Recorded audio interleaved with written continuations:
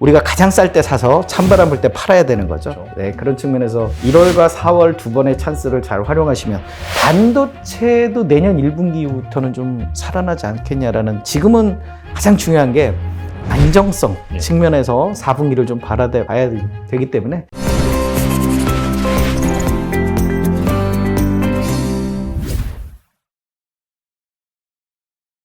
사실 테슬라 같은 경우는 많은 분들이 이미 하고 계신 분들도 있을 것 같은데, 이게 또 너무 위험한 배당 투자는 아닌가 약간 생각이 들어가지고, 작가님께서 좀 그 초보들을 위해서 안전하게 좀 배당 투자를 할 수 있는 투자 원칙이라든가 매수 매도의 기본 원칙이라는 게 좀 있으신가요? 일단 앞서 언급했듯이 커버드 콜은 주식시장이 이제 방향성을 한쪽으로 가져버리면 예상했던 것보다 분배율이라든지 아니면 어떤 주가의 흐름이라든지 이렇게 변동성이 좀 크기 때문에 그런 부분들은 좀 조심하면서 약간 고위험 상품이 될 수 있거든요. 그런 부분들은 좀 체크하시면서 투자하셨으면 좋겠고요. 배당주는 1월에 사라. 그러니까 배당락 이후에 사라. 그렇죠. 라고 말씀드릴 수 있는데, 일단 이제 4월에 또 배당락이 오면 또 4월 달에 사야 되는 거죠. 그래서 그렇네요. 1월과 4월 두 번의 찬스를 잘 활용하시면 우리가 가장 쌀 때 사서 찬바람 불 때 팔아야 되는 거죠. 그렇죠. 네, 그런 측면에서 보시면 될 것 같고요. 그다음에 배당주는 기본적으로 돈을 많이 버는 기업들이에요. 그러니까 먹고 살 만한 기업이기 때문에 이사육전법이 잘 들어맞는. 그러니까 20% 빠질 때마다 추가적인 매수 관점으로 접근하시면 되게 좋을 것 같고요. 중요한 것은 이제 꾸준하게 실적이 유지돼야죠. 그렇죠. S51처럼 실적이 왔다 갔다 하면 잘못하면 이제 배당을 노리고 했지만 이 실적 피크아웃에 갇혀서 주가가 반토막이 날 수 있는 그런 상황들이 있기 때문에 가급적 실적이 꾸준하게 이렇게 나오는 그런 기업 중심으로 좀 투자를 압축해서 보면 좋겠다라고 말씀을 드립니다. 네.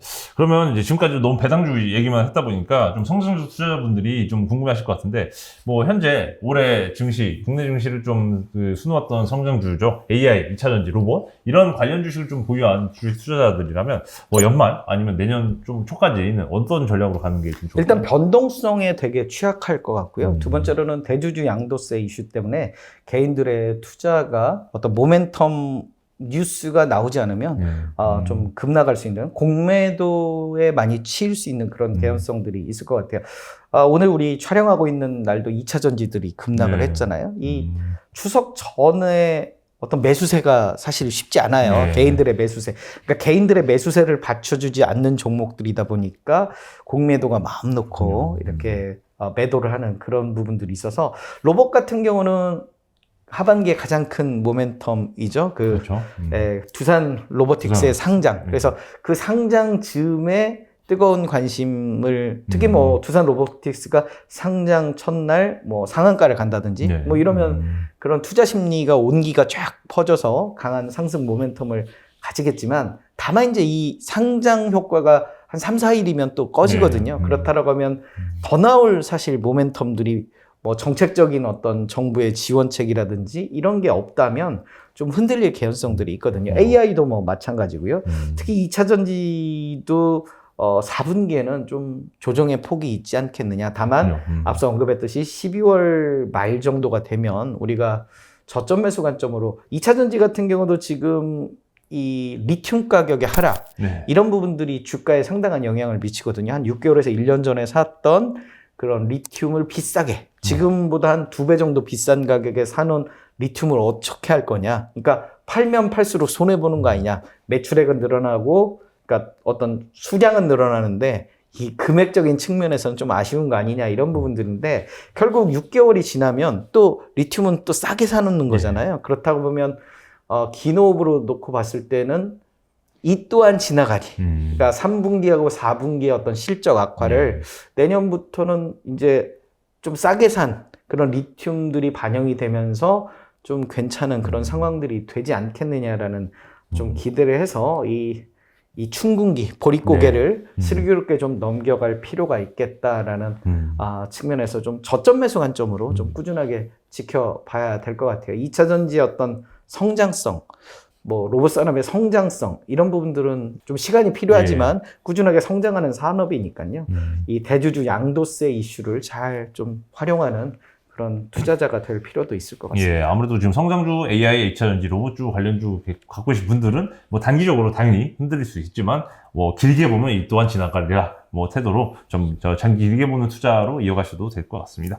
뭐 일단 지금까지 뭐 배당주 그리고 올해 주도주였던 성장주 들고 계신 분들 어떻게 할지 말씀드려봤는데 아무래도 투자자분들도 내년 투자 아이디어 내년 그럼 주도주와 주도 업종은 어떻게 보시는지 궁금해할 것 같은데 이 부분은 어떻게 생각하세요? 일단 뭐 그 NH투자증권에서 2024년 주요 이슈들을 이야기를 했더라고요. 내년에는 이제 미국 대선이 있다 보니까 지금 트럼프가 바이든을 앞서고 있잖아요. 어찌됐든 이런 부분들이 만약에 트럼프가 당선이 되면 에너지 정책의 어떤 변화, 그동안에 뭐 신재생 에너지에 바이든이 좀 신경을 썼다면 전통적인 그 석탄 에너지나 석유 에너지에 대한 관심이 공화당 정부의 어떤 주요 모멘텀이다 보니까 그런 쪽으로 좀 갈 수 있는 그런 이슈들도 좀 있고요. 뭐 방산주들이나 우주항공주들의 어떤 그런 어떤 수주 모멘텀들 이런 것들도 좀 내년에 우크라이나 재건과 함께 좀 기대를 할 수 있는 그런 부분들도 좀 있지 않을까라고 생각을 하고요.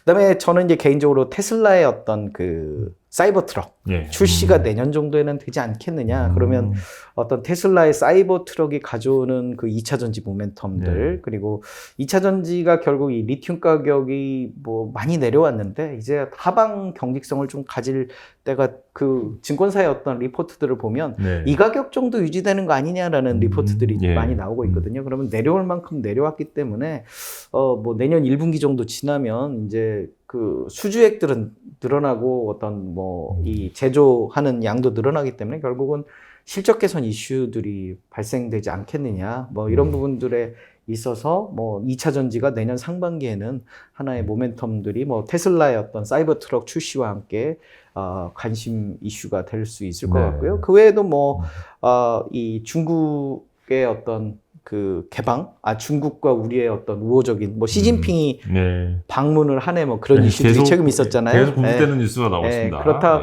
그런 어떤 그런 부분들, 그러니까 뭐 중국으로서도 우리를 뭐 울며 겨자 뭐 그런 걸로 잡을 수밖에 없는 그런 상황이 자꾸 만들어지고 있잖아요. 그런 부분들이 이제 좀 규제가 완화된다고 하면 뭐 화장품이나 면세 뭐 이런 부분들도 관심을 가질 수 있는 그런 부분들이 될 것 같고요. 내년 이제 우리나라는 국회의원 선거가 있잖아요.